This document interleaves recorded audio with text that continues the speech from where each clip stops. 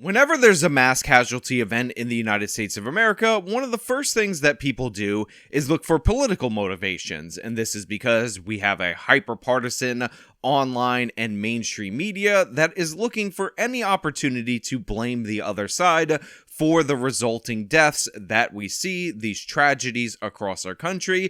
But secondarily, people tend to look for if this could have been prevented, if there were warning signs or anything like that. And we spend a lot of time talking about the FBI getting a tip or the local police department getting a tip. And even though those tips appear to be most often non-actionable, a lot of people generally make hay about them. They talk about how they should have pulled this guy off the streets, taken away the guns, done whatever in order to prevent the mass tragedy that we end up seeing. However, in this incident in Illinois, you're not seeing a lot of that. As soon as it was revealed that there was no real political motivation, people seemed to drop the case. But what they didn't seem to look into is whether or not there were obvious warning signs. And the tragedy of this particular incident that cost 8 people their lives is that the warning sign was clear, obvious, and present. And if the court would have done what it needed to do, if the prosecutor would have charged the appropriate charge, 8 people could have easily been saved. But that didn't happen. The system failed, and we're going to talk about it. But before we do, I want to thank everybody who signed up over at actualjusticewarrior.com/join. Give me the money. Give me the money. Okay? And thank you to the podcast listeners, Spotify, Apple, and Google's podcasting platform. So the suspect in today's story is a man called Romeo Nance. And yes, that is a mugshot of Romeo Nance. And he actually committed shootings at 3 separate locations that ultimately ended up killing 8 people, mostly women, mostly in his own family. And he wounded a 9th person at a 3rd location before ultimately ending up meeting his demise in the state of Texas, where he fled to after committing these crimes. That neighbor tells us that victim is out of the hospital. He's doing okay, but on crutches, he says, after getting shot in the leg. It was 9 gunshots. That's a whole clip he tried to load in this guy, and lucky that it just didn't hit no vital organs. Curtis Ellis lives next door to the surviving victim. Now, as you could hear from this interview from a neighbor of the surviving victim, Nance showed absolutely no mercy. He pulled up on this person, fired 9 shots, wounded him, kept firing before eventually taking off, and only by the grace of God was this person able to survive this vicious onslaught of bullets. This guy, obviously a violent person, has a violent criminal history, a relevant violent criminal history that we're going to get into in a little bit, but thankfully, again, this person survived. But I want you to see some of the surveillance videos, some of the planning, the premeditation that was behind this, so you can understand the person that we're dealing with. Well, I opened the door and I seen him hopping back up the stairs. It was like, man, I hope he's okay. So I'm not gonna lie, I also like the neighbor who was definitely not going over there, definitely not getting involved, watching this guy hobble up the stairs and thinking to himself, I hope he's okay, with the asterisk that he's definitely not going over to check because this situation is absolutely crazy in his neighborhood. In this video, you see a red sedan. Police say Romeo Nance was behind the wheel. He passes by once, twice, then starts firing. Hits this victim in the leg. So as you can see right here, Nance was driving around, he picked his target, this is premeditation right there, and then cold-bloodedly from his vehicle attempted to murder this individual in this neighborhood without any regard for who else he might be hitting with these bullets, which makes sense because at this point in time, he already has 8 bodies under his belt. For a guy of his stature that doesn't really do anything, it's kind of sad to just walking out on a Sunday and you can't even go to your car without getting shot. This after police claim Nance shot and killed members of his family on West Acres Road, about 10 minutes away. Inside one home, police found 4 females, ages 14, 16, 20, and 38, and one man, 31 years old. Across the street, they found a 35-year-old man and a 47-year-old woman. All of them shot and killed. So as you can see, his victims range as low as age 14 all the way into the 30s.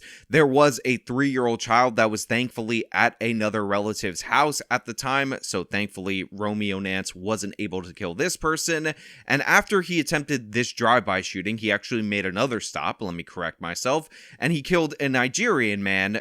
A 3-year-old boy was originally unaccounted for. Police found him at a relative's home nearby. At the last stop police claim Nance made before leaving Joliet to flee to Texas, we're told he shot and killed 28-year-old Toyosi Bakari, who was originally from Nigeria. He is not believed to be related to Nance at all. Now, they're not sure what the relationship is between Nance and that Nigerian person. They don't really understand the motive behind all of these killings, but as of right now, there is an update that Nance's girlfriend is being charged because she, in some way, shape, or form, knew about these shootings, knew he was on edge or whatever, and didn't do anything or possibly aided him in getting out of the state because, again, he ultimately ended up fleeing Illinois and ending up in Texas, where he met his demise. Now, look, that's who Nance is. That's what he decided to do with his worthless life, and thankfully, the Texas police were able to take him, although I would hope that he would get captured and face the consequences, be brought to justice, and we can get some understanding for the motivation behind this. However,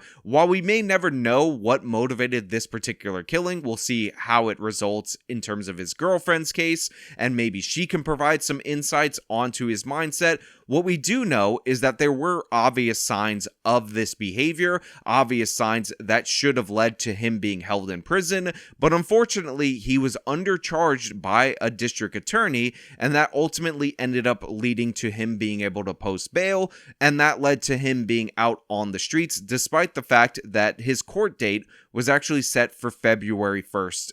Basically a week or 2 weeks after this particular incident. So all they had to do was hold him up until his court date, and 8 people would have been alive. Now, you might be asking yourself, was the incident before that he was arrested on really that closely related to these actions? Is it really a warning sign that we should be paying attention to? Is it really worth holding this man in jail awaiting trial for almost a year in order to prevent him from committing this atrocity, this crime? And the answer to that question is definitely 100% yes. This guy wasn't messing around just shooting at people. He was trying to kill people. You see, in 2023, Romeo Nance, age 23, was taken to the Will County Jail on a $100,000 bond for his arrest warrant on charges of aggravated discharge of a firearm, aggravated assault, and aggravated unlawful use of a weapon. On top of that, he got a reckless discharge of a firearm charge. Now, you might be thinking to yourself, well, a $100,000 bond, that's actually a pretty hefty bond. That's a lot of money that you need to put up in order to get somebody out of jail.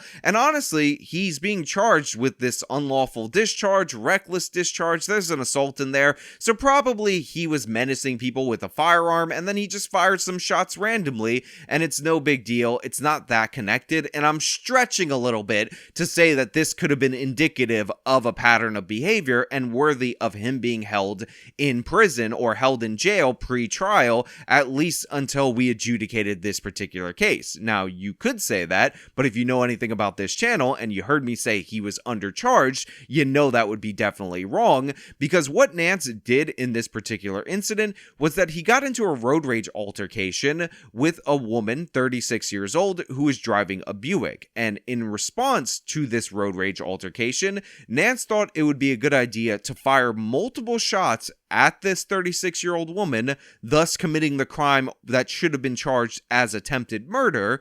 And yet he wasn't charged with that. So even though a $100,000 bond sounds pretty bad for an unlawful discharge of a firearm, in reality, he didn't commit just an unlawful discharge of a firearm. He committed attempted murder. He tried to kill somebody, fired multiple shots into her vehicle because of a dispute on a road. That's what Nance was actually doing on January 26, 2023, and he should have been held in jail pre-trial accordingly. And also, while $100,000 is definitely a big number, believe me, I wouldn't say no to $100,000, he only had to post 10% of that in order to get out of jail. So it was $100,000 of an unsecured bond, and his sister was able to post that bond for him in March, which ultimately led to him being out on the streets in order to commit this crime. But what what about his previous criminal history? Did he have other issues in his past that would indicate that maybe, just maybe, we should have held this person pre-trial? Now, by the way, I think that's enough. When you attempt murder, when you fire a bunch of shots into a random person's vehicle because you got angry,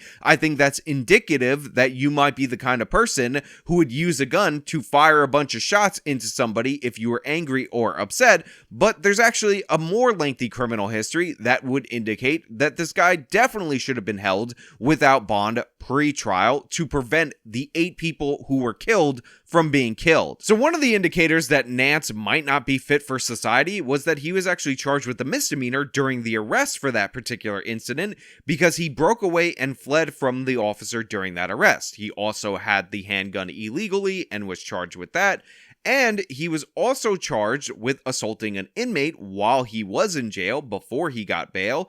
And he was charged with a felony after he damaged a glass portion of a cell door on February 15th, again before he was released on bail. In 2019, Nance was charged with robbery and theft of cell phones with an unlawful possession of marijuana charge. And of course, he got a sweetheart plea deal where he only pled guilty to the marijuana charge. The others were dropped, and he got 2 years of probation for that. So here we have a guy with a criminal history. Here we have a guy who was arrested less than a year prior for attempting a murder with an unlicensed handgun on a random person where he fired multiple shots into that person's vehicle over a petty road rage dispute. Upon arrest, he resisted arrest from that officer. When he was sent to jail, he assaulted somebody in the jail. When he was in his jail cell, he attempted to break the glass of that jail cell. So here's a person with a criminal history who always seems to be escalating their violence no matter what situation they put him in. And guess what? They still decided to grant him an unsecured bond. They still decided that attempted murder, that's too high of a charge for attempted murder. They downcharged him, and that resulted in him being out and 8 people being killed. 8 lives being snuffed out because Nance needed a chance. And if you read the transcript, you read what his lawyer argued for him, they said that, oh, he was such a good boy. He was a father of a 3-year-old at the time, and that's why he needed to be released. Now, I'm curious if this was the same 3-year-old that was thankfully staying at a relative's place during the time of the killings, but yeah. I don't give a damn that Nance fathered a 3-year-old at his young age. He clearly and obviously was unfit for society, and the fact that they decided not to charge him as seriously as they could have led ultimately to 8 people being killed in a damn near identical kind of incident. Remember, he decided for whatever reason that he was going to kill the members of his family, and then after that, he decided to shoot additional random people just because he wanted to inflict as much damage as possible. And when he fled, which by the way, fleeing is one of the reasons why you would hold somebody pre-trial, he went to Texas and he resisted arrest over there, and that ultimately ended up leading to his death. So 9 people are dead total because this guy was given a break that he didn't deserve. 9 people, including the criminal, are gone because that was seen as the better, more merciful option. Look, I know that this case is never going to get the national press that it deserves. I know that politically motivated mass shootings are always going to take precedence over this, and there are some reasons for that that make sense. But in reality, these kind of incidents are more common. In reality, over and over again, it appears that our criminal justice system fails to hold people with obvious signs of dangerous behavior accountable, and that results in sometimes people getting killed. And in this particular incident, 8 people were murdered by this person, and it could have easily been prevented if you just took his previous instance with the seriousness that it demanded. If you just realized that this person who is continuing to offend while they're in jail is not likely to be fit for the outside world, 8 people would still be alive to this very day. But hey, those are just my thoughts. That's just my opinion. I want to know your thoughts down in the comments below. If you like this video, then show them by leaving a like, subscribe for more content, follow me on my social media, support me via the support links in the description of this video. This has been me talking about a tragic story that I think could have been prevented. Till next time.